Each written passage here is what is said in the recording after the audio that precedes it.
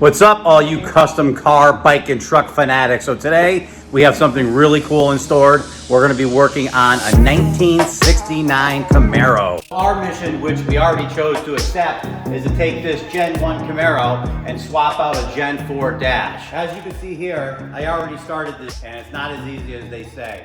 A lot of the articles you read tell you that basically the Gen 4 dash just slides right into the Gen 1 Camaro. And I tell you what, it's not even close. We had to do some very, very serious modifications to get this to work. Right now, it's obviously all taped up. We already fiberglassed it. For instance, if you can see underneath here, I'll peel this back a little bit. Still got some fiberglassing to do, but I wanted to show you. We took the factory, or a factory dash, and modified it. So here's the metal dash, which normally extends about here. We cut it back, we moved the VIN tag location back a little bit, and we got it all set up so that the metal dash is here, and now we have to bond the fiberglass to the plastic, which is gonna seat to this dash.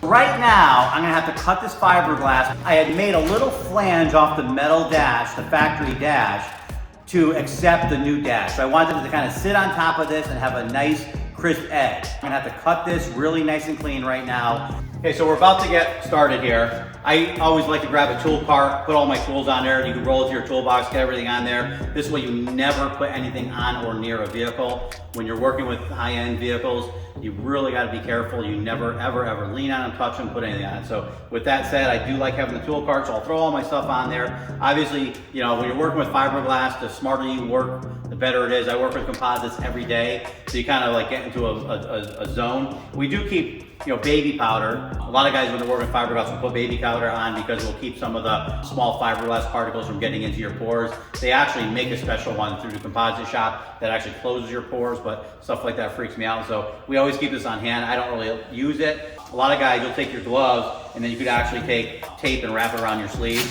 This way you can keep from getting any fiberglass shards up your sleeves. On this cart, I always keep safety gear. We have our goggles, glasses, and particle mask. So now, the fun part is, I'm gonna have to grind some fiberglass, which nobody enjoys doing at all. Okay, so I put some tape down so I have a nice edge to follow as I cut the fiberglass. I'm gonna fire up the vacuum cleaner so I can suck some of the dust out as I cut.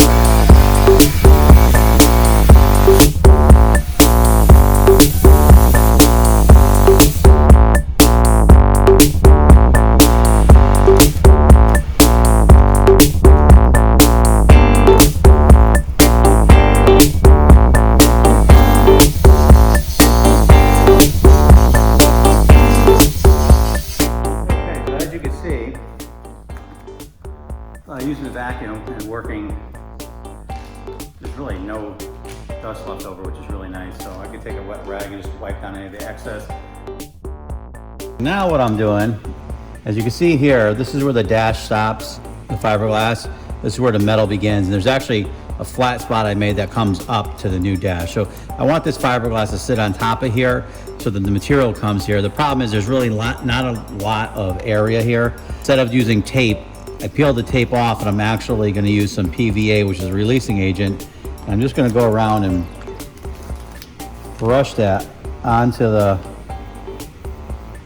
actual metal dash. I don't want it on the fiberglass because we actually want to bond that fiberglass, the new fiberglass, onto the old fiberglass. Well, I went to edit the video and you're gonna be like, what just happened? This is crazy. So we lost the footage of fiberglassing the dash. So I'm just gonna give a quick lowdown of what happened. So after I PVA'd the inside, I put shipping tape across it. The shipping tape actually works really good as an extra additive to release the fiberglass from something you wanted to laminate it from. It also keeps it from sweating, which is kind of nice. So I put the shipping tape down, then we masked off the entire dash. Then I went and I just very carefully laid some gel coat in where we had cut, and then fiberglass up to this point, a couple layers, and then one thin layer went over the top. So now you're gonna see me actually sand this down and make it flush. But the reason that I put the gel coat down was just to give me like a nice edge so you could see the definitions between the fiberglass, the gel coat, and the body filler. And then obviously the metal dash. So let me get back to the video.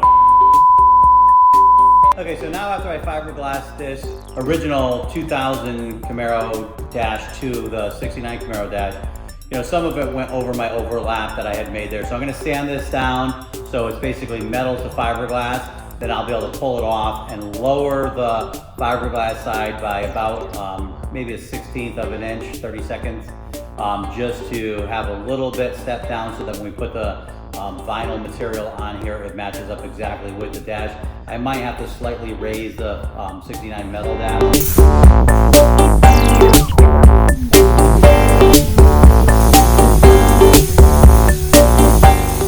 So if you see here, you have the metal dash is still taped off and the fiberglass dash. So now you could actually start to see a nice crisp line where the fiberglass meets the metal. So this is actually the drop down step that we made for this fiberglass dash to sit on it.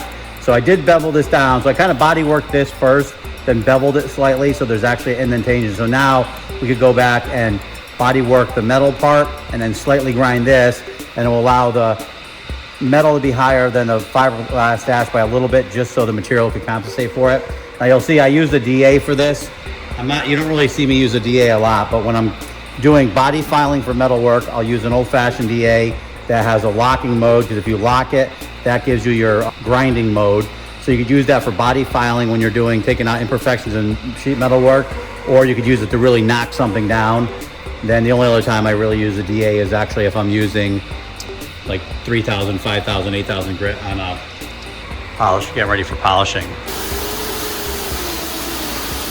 You can see here, when I made the metal dash, what I end up doing is I put a little bit of body filler in there, knowing that I'm gonna need to create some sort of gap in between these for the material, because this side's gonna be covered in upholstery and this side's gonna be painted. So now after I pop this out, I could actually take that and sand it and give it a perfect gap that I need.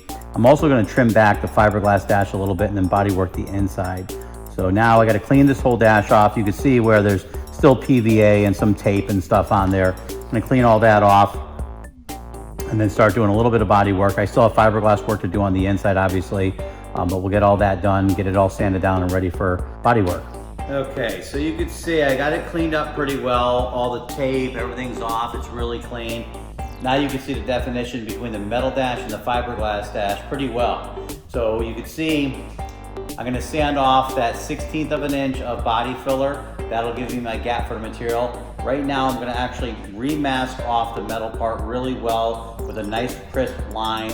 I'm gonna bring the fiberglass dash down about a 32nd of an inch, maybe a 1/16 of an inch, just so I can get that gap for the material, because I want that material to flow really nice across with this dash, and doesn't really have to go down that much. It's probably gonna be a 30-second down, and then I'll reverse the tape. I'll do the body work on the metal part, get that nice and clean, and then we'll pop the dash off. Okay, so we got this all masked off. Now we're gonna come through and carefully sand this top edge here and take down about a 32nd of an inch, maybe a 1/16. Once we do that, we'll be able to reverse mask it and start body working the metal dash.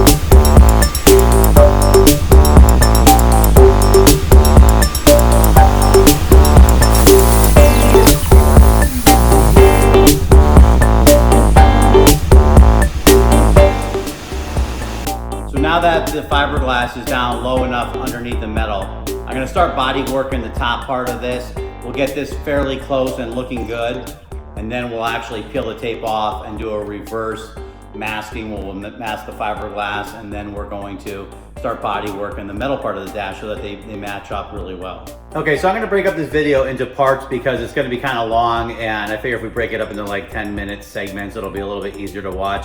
As soon as I finish filming the next part of this video, I'll put a link at the end so you can go to part 2. In the second part, we're going to finish bodywork on the dash. I'm going to trim up all the fiberglass, finish up all the loose ends, and pretty much just get it ready for upholstery. Once that's ready for upholstery, we're gonna make our brackets and do some small, fab work that we have to do so it installs easy. I always like to make things so they come in and out very easily. Any part that's like bonded to a car permanently is really not a part. It's more like a mess. So anyway, thank you for watching part 1. Please check out for part 2 next week.